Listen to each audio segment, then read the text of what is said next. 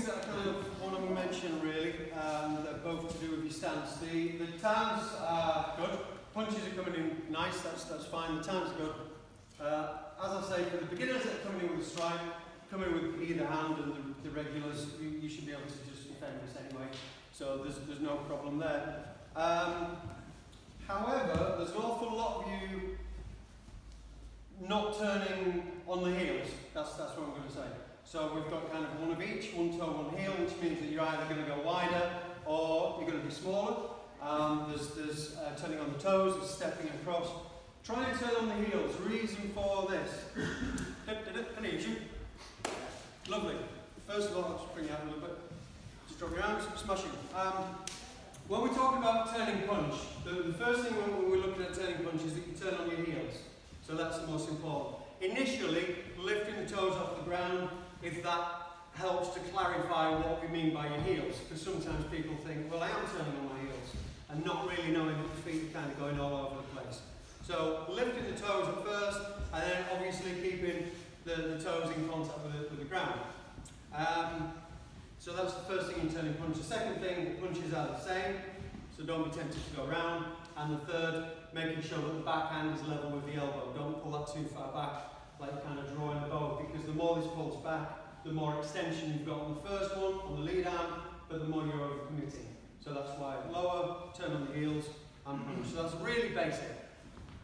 Reason why I want you to turn on the heels is, let's say, so you stay there if you will, and I'm going to turn and give you a punch, but I'm going to punch by turning on my toes. So if I punch you and I turn on my toes, here,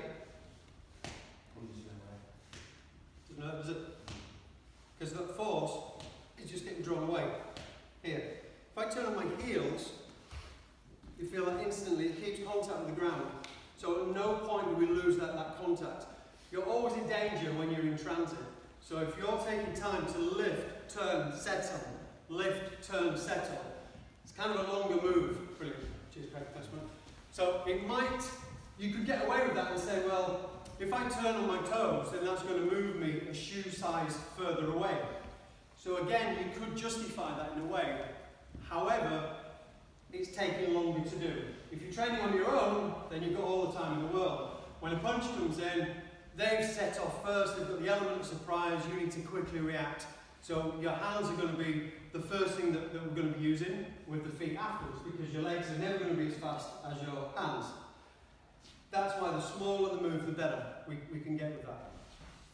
Last week I was talking about the turning stance, and I mentioned about the front foot and the reason why we have this toe turned in slightly, that we can kick without telegraphing because of the weight transference. We can deflect a groin kick, and if we are kicked, then we've got some possibility of resistance. Obviously, I'm not encouraging that you take a kick to the knee. I just want to talk a little bit about this back leg now, because we are using it with the time punch. You got strong legs? Yeah, cool. Don't worry, so if you just shoulders back, and we'll just have a couple of turns. So no punches, nothing. Yeah, that's great. 1, 2, 7. So straight into the other. You're practicing from last week. It's fantastic. Good. And just on occasion, stop and square up, and you see how the toes are not level. Yeah.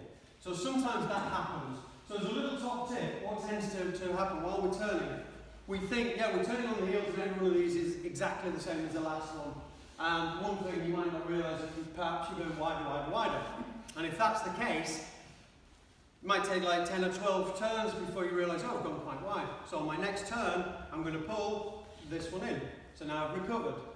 Turn, turn, turn. You might then, over time, realise at about 6 or 8, hey, I'm going wider. So on my next turn, I'm going to pull that in now. You'll get to a point where every time you turn, you're going to pull that foot in. I'm going to pull this foot in. I'm saying this one because it's going to be the lighter one, so it's the easy one to pull in. Really, you're not going to be pulling that foot in, you're just going to be preventing it from drifting out. So that's the feeling. Because if we put a lot of faith down to the heels, I just said, lift the toes, just turn, make it really obvious so you know what you're doing. Your footwear, the floor covering, any kind of camber in that floor, anything could affect your footing. You know, if we kind of if you had a couple of crosses on the heels of your foot and you stood over two dots on like a glass floor, we looked from underneath, your feet are probably moving all over the place, but it's you that's going to be correcting that and getting it back to that correct position every turn. Hope that makes sense. So what we just saw there was you did a few of these and it started drifting off. Completely normal that, until we gain some experience. So we'll just have a couple of turns and actually stand square again. So heels level. Yeah, that's fine, you're happy with that. And we'll go that way. Turn. Stop.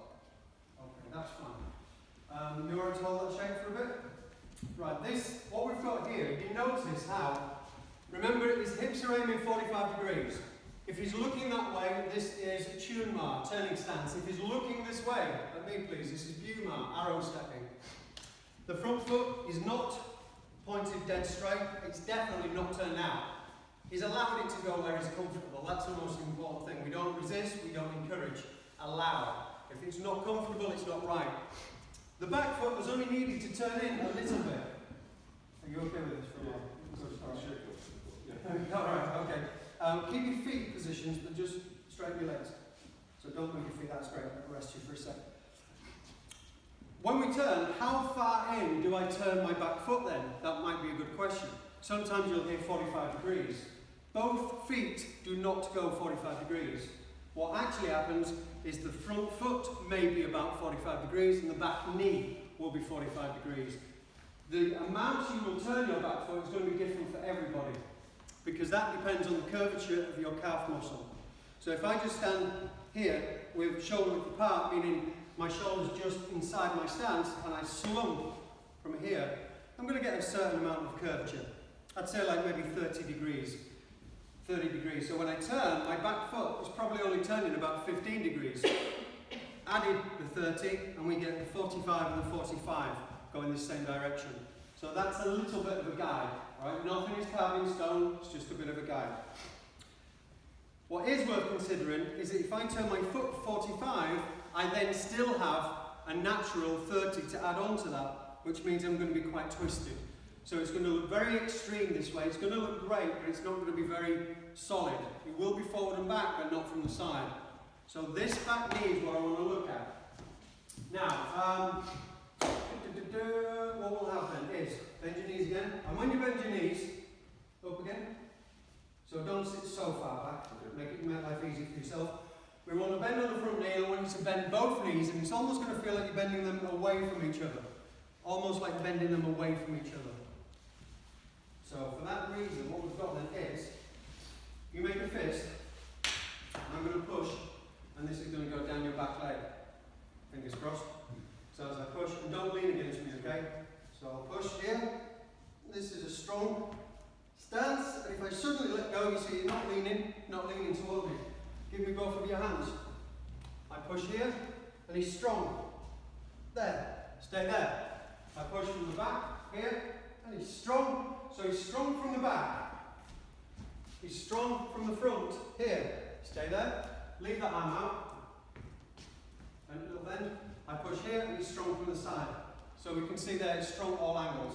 However, what we want you to do now is to turn that toe in a little bit more. And again, we get super finger. And over it goes. And the reason for that, brilliant, thank you so much, fantastic. The reason for that is because we know that Tan Sau is really strong, square on. This is the same as your knee and that punch. The line of that knee and the line of that punch go in the same direction. If I take my Tan Sau across here, I demonstrated earlier how this is weak. That's what I'm going to do with my knee if it turns too far. It becomes weak from the side. So, have you ever given anyone a dead leg at school? Absolute rotter. What would you do? But it's the same thing, isn't it? It's like you're giving someone a dead leg with the punch. So the knee and the punch go the same direction. So if we think along those lines, that's going to always give you that strong stance. So the knee will go the same line as the punch. Overcommitted, makes it weak. As for the other foot, we allow, we don't encourage, we don't resist, we don't over-encourage. So when I turn, I'm going to think of this knee punching the same direction, as the fist. So that's what we're doing with the punch, that's what we're doing with the tam, that's what we're doing with the turn. A turn is a turn is a turn. It doesn't move you, turning on your heels doesn't move you that shoe size further that turning on your toes would. It requires a little bit of confidence on this. So when I come in with that punch and he defends, he needs to just allow that miss. Nice one. He needs to allow that miss to be a miss. It doesn't matter if it's a millimetre or a metre, a miss is a miss. So don't kind of have that want, give me a punch, left, don't have that want to then get massively out of range. Yes, he didn't hit you, but now you can't hit him either. So we need to make sure that we keep that balance. Guys, thanks for listening to all that. Go back to your same partner just for 2 minutes, and we'll try this again, and then we'll change. Brilliant, thank you.